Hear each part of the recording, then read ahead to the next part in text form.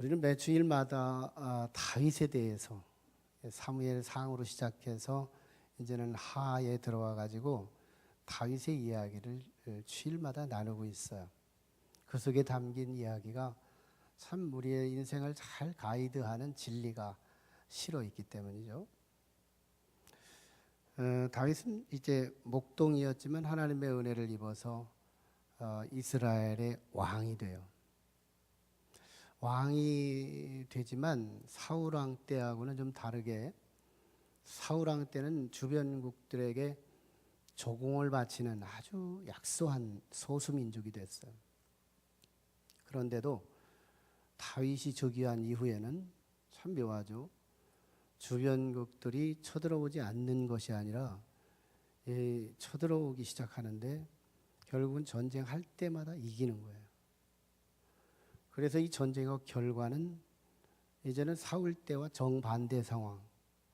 모든 주변국들이 이스라엘의 조공을 바치는 강대한 나라가 됩니다.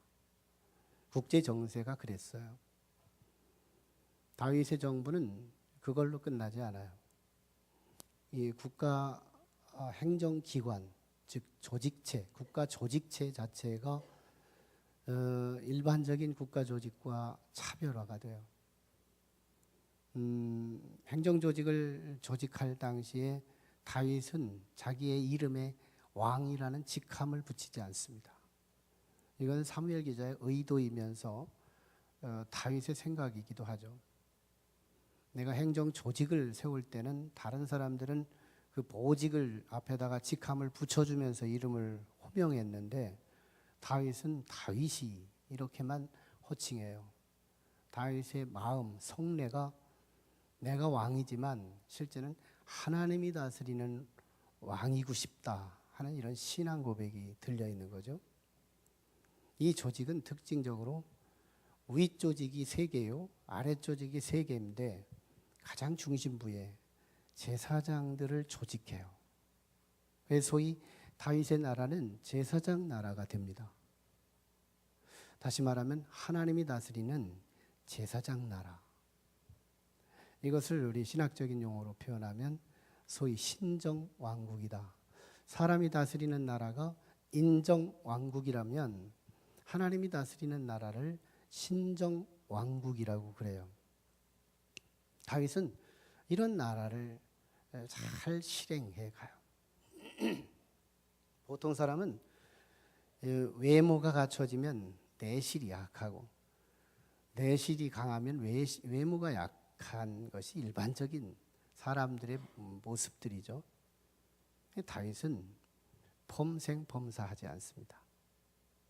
다윗은 제사장 나라의 조직과 그 정치 하나하나, 백성 하나하나를 보듬고 사역하는 그 국가 정부 정책이 얼마나 마치 하나님이 이스라엘을 다스리는 것 같은 다스림. 하나님이 이 땅에 강림하셔서 하나님의 나라를 일궈가는 것처럼 느껴지게 만드는 그런 나라를 구가해요. 그의 일례가 지난주에 나눴던 말씀이죠. 그게 바로 전왕조. 선대왕이 아니라 선대왕은 자기 아버지일 수 있잖아요. 자기 윗 어른일 수 있잖아요. 근데 전왕조, 선대왕조, 전왕조, 그 왕조의 손자인 무비보셋. 그 왕조의 교체기가 되면 피비린내 나는 그런 아픔의 역사가 따르잖아요. 그럴 때 이 무비보셋은 광야 황무지에서 20살 정도로, 그 정도로 참 실세에서 굉장히 소외된 인생으로 숨어서 살고 있었어요. 더욱이 그는 장애우여서 2발이 절 정도로 사회적으로도 소외되어 있고 건강으로도 소외되어 있고 심지어는 종교적으로도 레위기 법전에 보면 흠이 없는 그런 모습이 하나님의 성전을 가까이 할 수 있다. 이렇게 아주 까다롭게 따지는 이스라엘 문화에서는 무비보셋은 굉장히 열등한 위치에 있어요.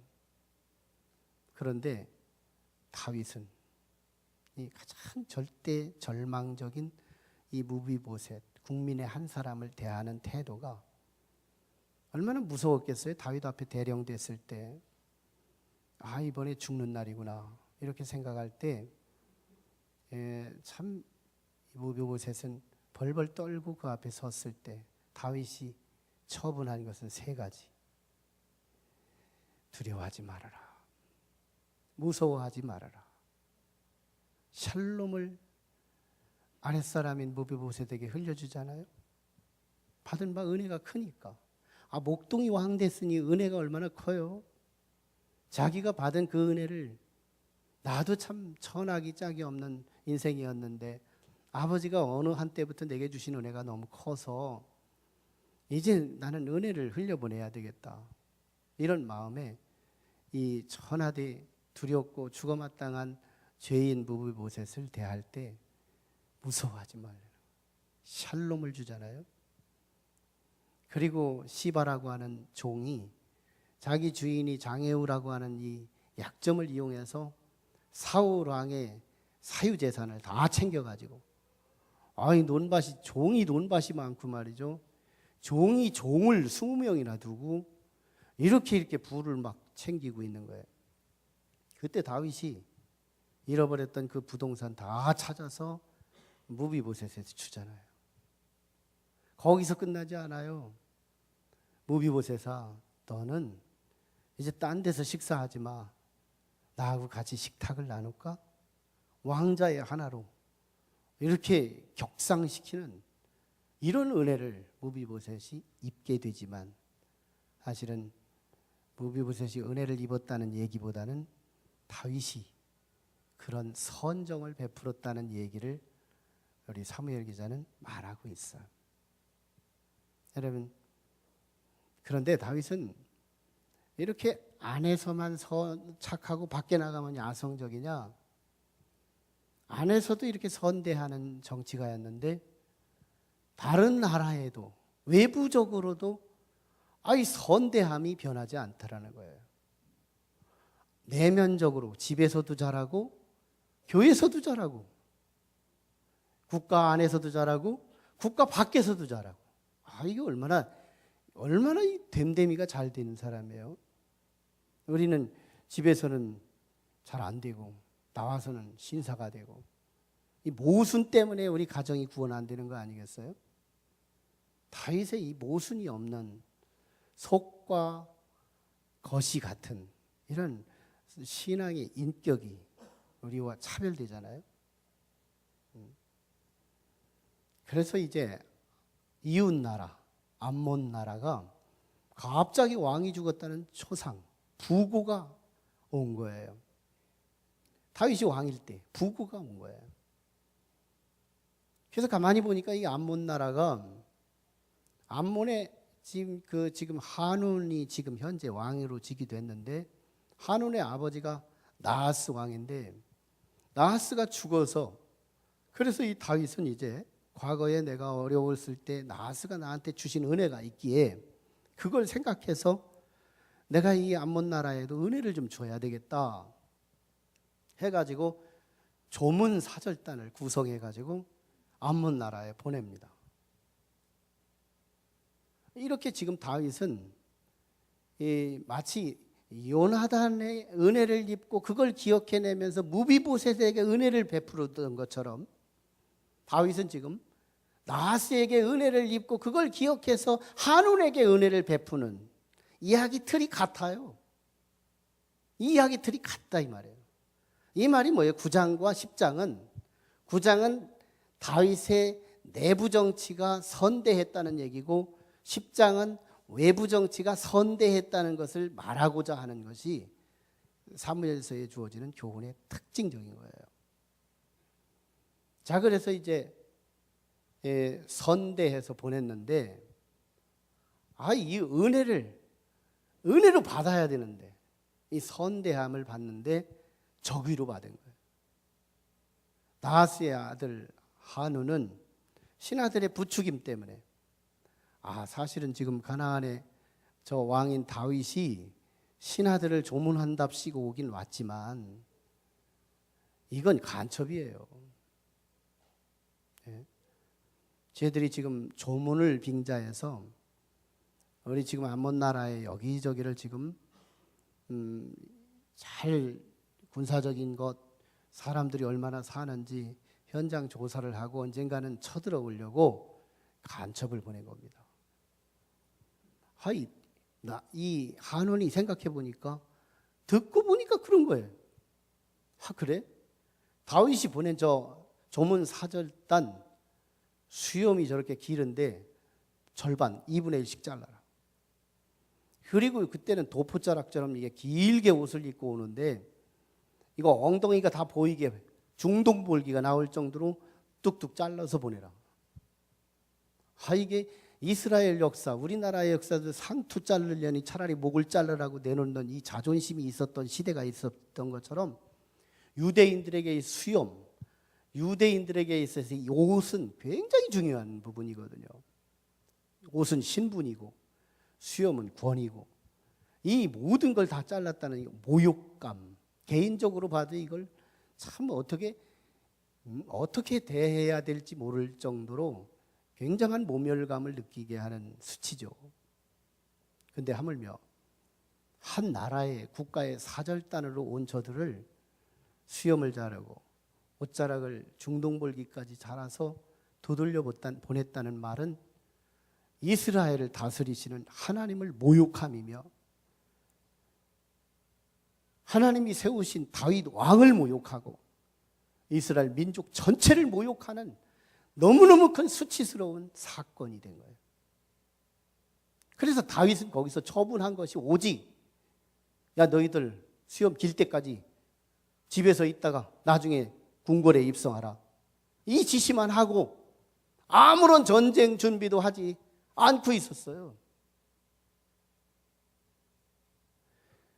참 놀라운 이 선대함, 다윗의 이 선한 대우를 지금 한우는 적의로 받아들이며 전쟁을 일으켜버리고 말해요. 그래서 이번 전쟁이 이 암몬 나라의 멸망을 초래하게 만드는 전쟁이 되고 말잖아요. 여러분, 우리의 삶 속에서 어떤 호의가 내가 적의로 받을 수 있는 것이 된다면 얼마나 큰 재앙이 도래할 수 있다는 것을 배울 수 있어야 돼요. 하나님은 우리를 향하여 얼마나 호의를 베푸시는지 몰라요. 참 구약 시대에는 선지자들을 수없이 보내면서 무지한 우리 백성들에게 말씀을 가르치고 진리를, 구원의 길을 인도해 주시며, 선교사들을 수없이 죽으면 또 다음 선지자를 보내고 해서 얼마나 이스라엘 민족을 사랑하시는 흔적을 나타내요.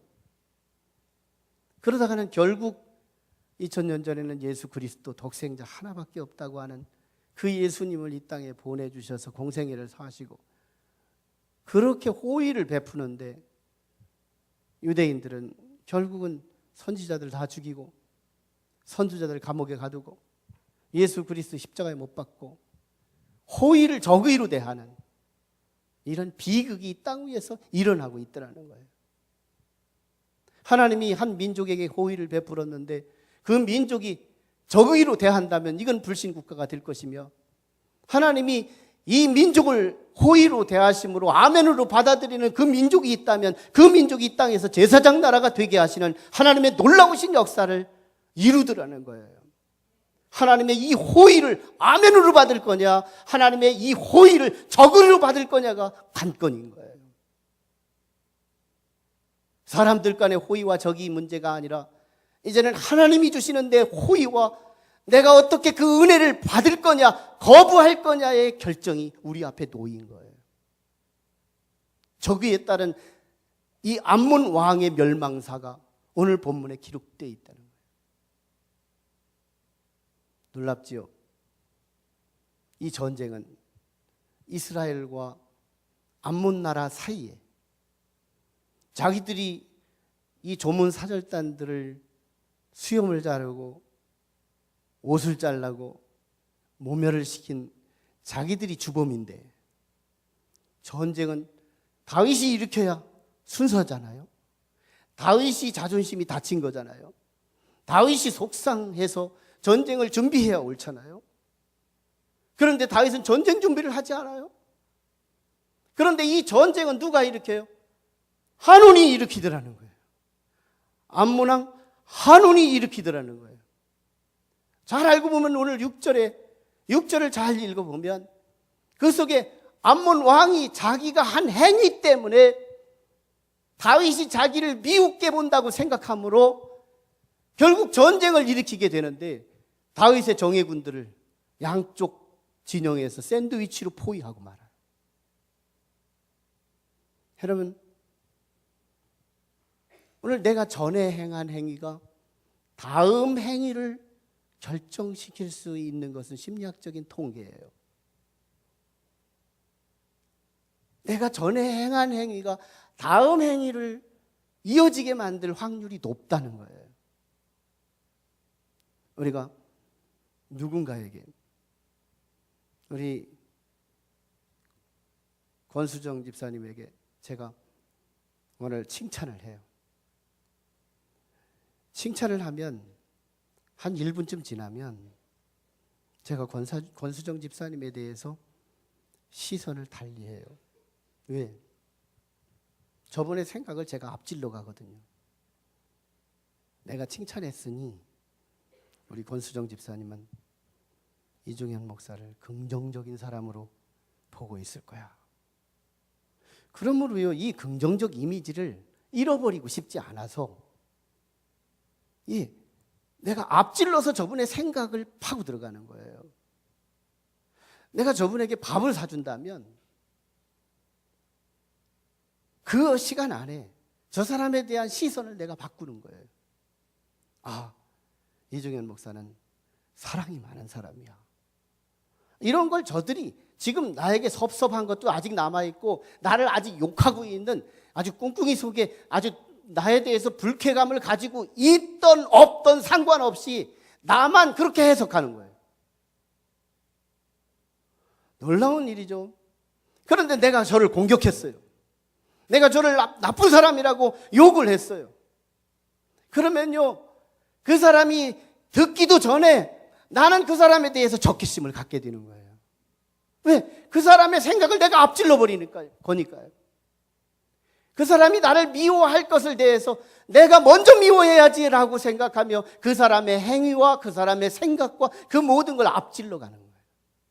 암몬왕 한운이 보세요. 다윗이 자기를 이제 미웃게 보고 있다고 생각하며 이 전쟁을 일으키는 거. 다윗의 생각을 앞질러 가잖아요. 다윗이 어떤 사람이에요?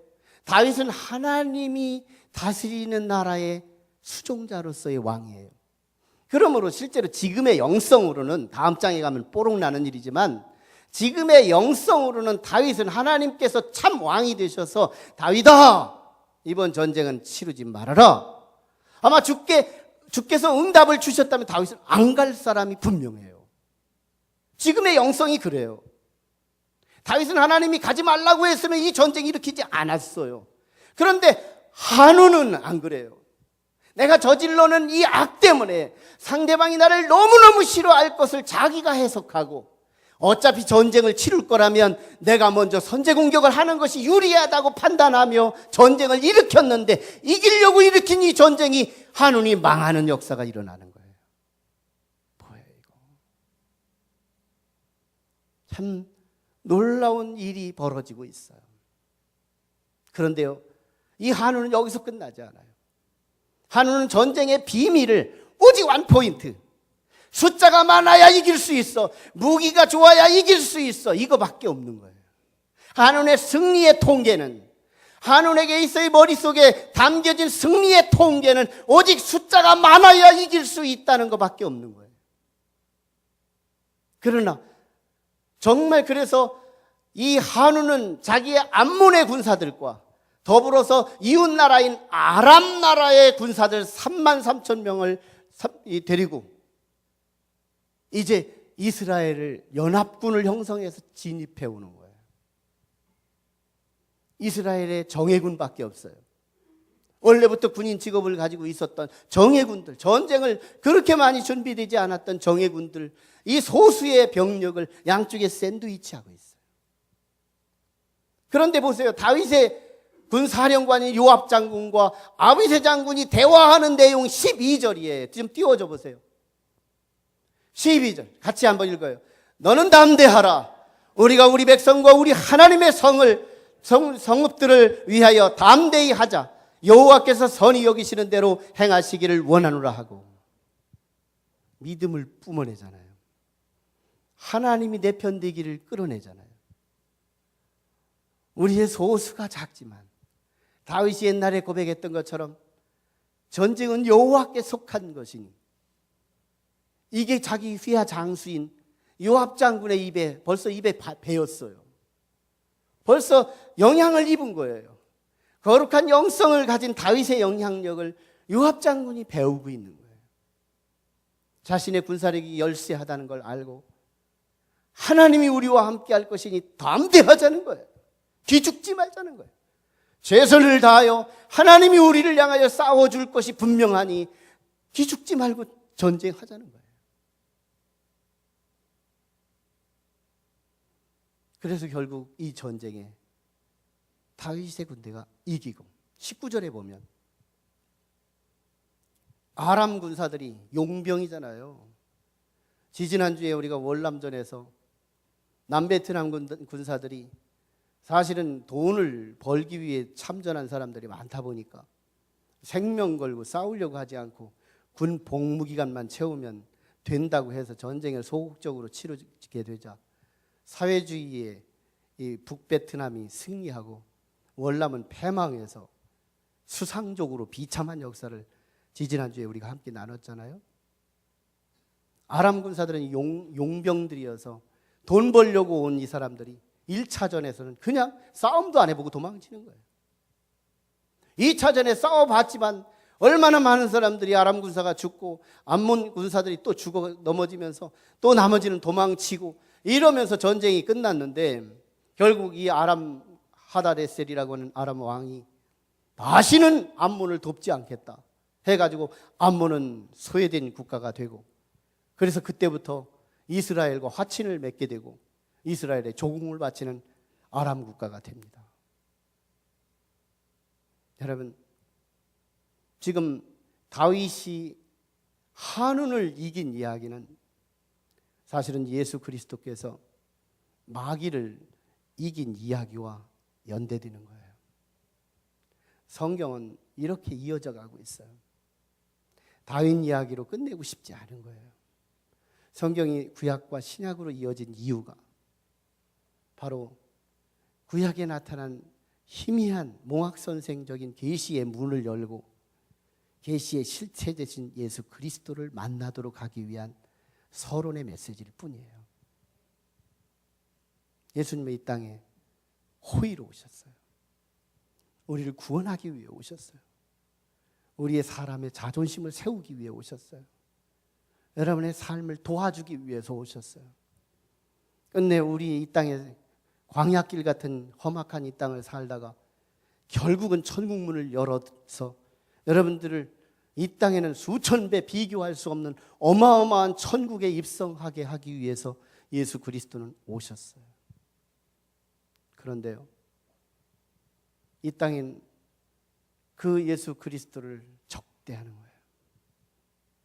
예수를 미워하고 예수를 욕하고 예수를 비판하고 예수를 올감히 세워서 예수가 하는 모든 일들을 율법적으로 정죄하며 결국은 십자가로 몰아내요.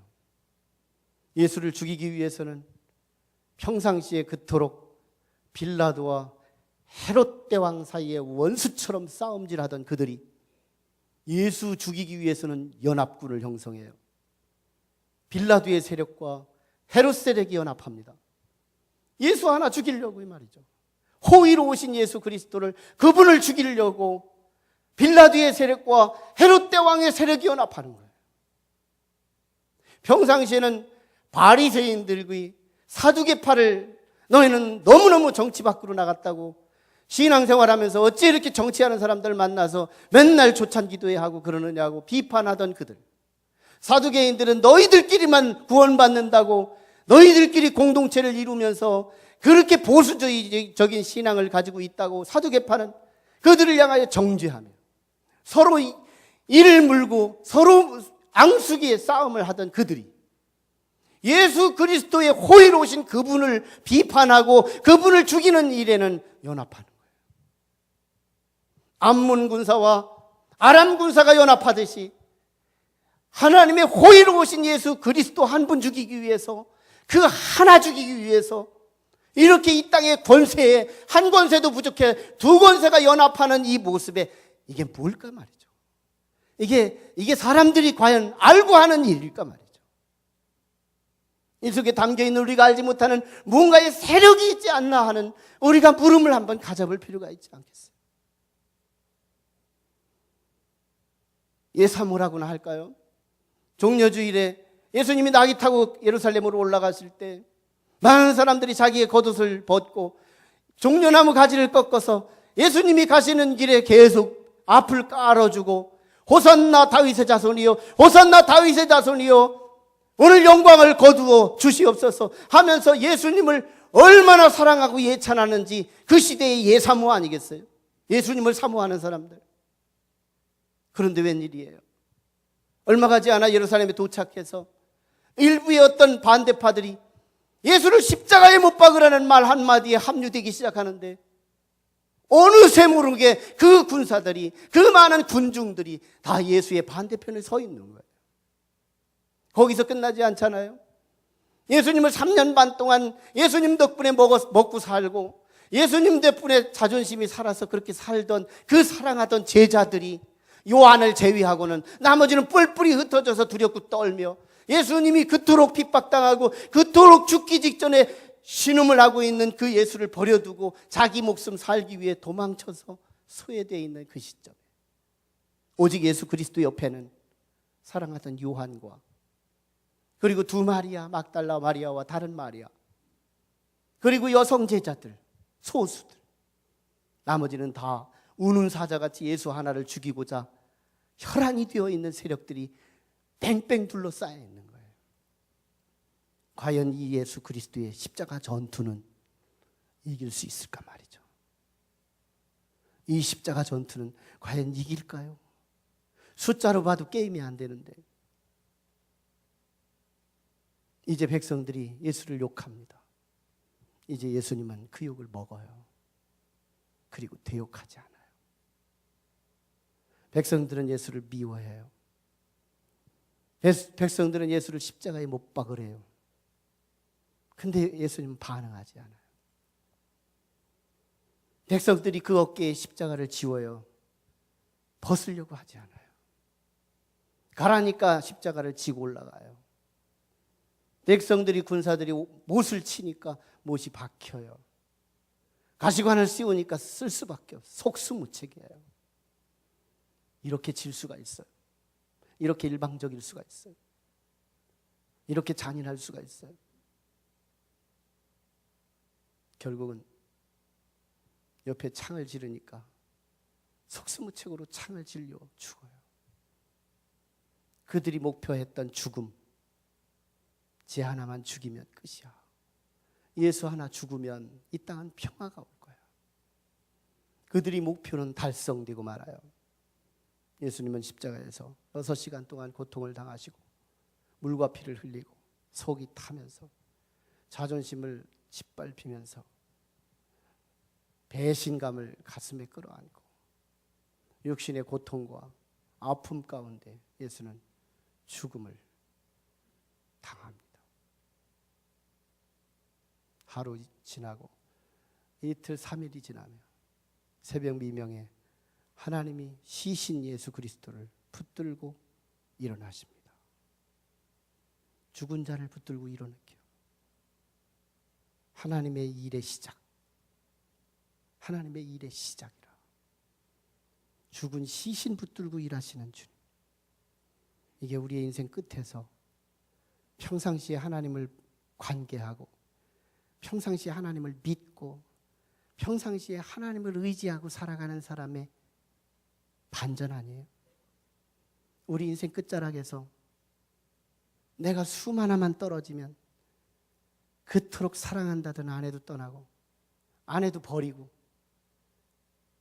형제들도 버리고, 땅에다 버리고, 화장터에다 버리고, 그리고는 그 차디찬 사면에다 버리고 자기들은 따뜻한 방에 돌아와서 있을 우리의 운명 가운데 하나님을 관계한 사람들, 하나님을 자기 편으로 삼은 사람들은 내가 죽었을 때 하나님은 분연히 나를 붙들고 일어나지 않겠어요?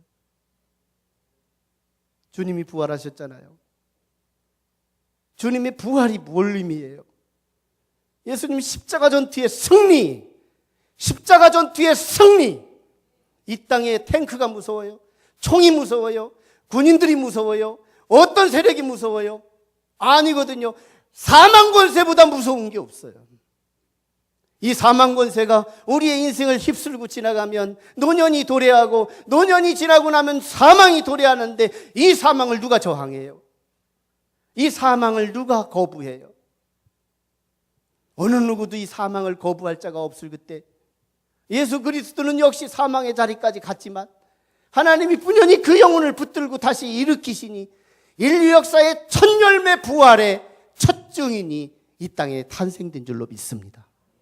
예수 그리스도의 부활은 십자가 전투의 승리를 말하는 거예요. 이게요, 이 사건을 믿으면 그 승리가 내 거 된다는 거예요. 박세리 편에서 우리가 편을 들고 그곳에서 응원하면 박세리가 이기면 내가 이기는 거예요. 김연아 편에 서서 김연아가 이기면 내가 이기는 거예요. 예수 그리스도의 십자가의 전투에서 내가 십자가의 전투에 참여하고 십자가의 전투에 편을 들면 내가 이기는 거예요. 이게 대속의 원리예요. 이게 대신법의 원리예요. 이 땅에는 내가 다 해서 먹고 사는 게 아니에요. 누군가 나를 대신해 주는 그 사람 때문에 오늘 점심도 그냥 먹고, 누군가 나를 대신해서 값을 지불하기에 나는 오늘 커피도 내가 공짜로 먹을 수 있는 것이 우리의 대신법들이에요. 우리의 인생에도 이 대신법이 흐르고 있다는 거예요. 예수 그리스도의 십자가의 전투를 믿는 자들마다 결국은 우리 인생 마지막 끝에서 율법적인 정죄로 다가올 때 나는 예수 그리스도의 십자가의 전투를 내 것으로 믿습니다. 아멘입니다. 아멘입니다. 아멘입니다 할 때 성령은 오늘 우리를 예수 그리스도의 승리의 반열로 오늘 우리를 입성케 할 줄로 믿습니다. 다윗은 끝내 선으로 이겼어요. 그런데요, 이 선이 어디서 나올까? 어디서 나올까? 이것은 믿음에서 나온다는 거예요. 키에르케고르는 악에 대한 반대는 선이 아니라 믿음이라고 말해요. 악에 대한 반대는 선이 아니라 믿음이다. 이 말은 믿음의 반대는 불신앙이 아니라 악이라는 말과도 동일한 거예요. 여러분, 믿음만이 우리는 예수 그리스도 안에서 승리할 수 있어요. 왜? 믿음만이 예수 그리스도와 함께 연합할 수 있기 때문에. 여러분, 이 믿음을 얕잡아 보면 안 돼요. 자칫 우리 한국교회가 성도들의 행위만을 자꾸 보게 만들지만, 행위는 믿음이 된 이후의 행위를 따져야 될 일이고, 하나님의 영광, 그리고 전도의 사명의 능력, 그리고 이 땅에 살면서 천국 같은 삶을 살기 위해서 우리가 행위가 선해야 될 일이에요. 하지만 우리에게 진짜 능력은 믿음이에요. 믿음이에요.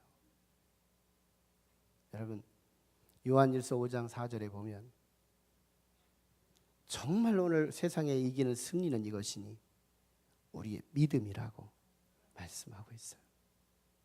예수 그리스도는 온전한 승리를 이루었지만 그 이긴 분이 내 편 되려면 믿음 하나가 필요해요. 이 믿음에서 수많은 선으로 응용되어 나옵니다. 믿음 때문에 선이 나오는 거예요. 믿음 때문에 착함이 나오는 거예요. 믿음으로 인하여 나온 이 선이 세 가지 역할을 해요. 선 자체가 우리를 구원시키지 않아요. 우리가 선행 자체가 구원시키지 않아요. 그런데 우리가 선하고 착하게 되면 세 가지를 얻게 되는데, 첫째가 하나님 영광이에요. 성도는 착해야 되는데 성도가 착하면 하나님께 영광이 돌아가요. 어디서 나온 사람이야? 어떤 소속이야? 알고 보니 교인이네요. 알고 보니 하나님의 백성이네요. 하나님께 영광 돌리는 거예요. 성도가 착하면 전도, 사명이, 능력이 생겨요. 저렇게 산다면, 당신이 정말 예수 닮은 모습으로 살 수 있다면 나는 당신의 말을 권위 있게 받아들여 하고 당신의 말을 믿고 교회를 따라올 수 있는 거예요. 착하게 살면 우리가 선하게 살 수 있는 거예요. 우리가 평화를 누리며 살 수 있어요. 아까 말씀드렸던 것처럼 내가 누군가를 커피 하나 사주고 내가 누군가를 칭찬했을 때 그 사람이 바뀌기 전에 내가 바뀌는 것이 우선되기 때문에 평화는 내가 만드는 거예요. 내가 만드는 거예요.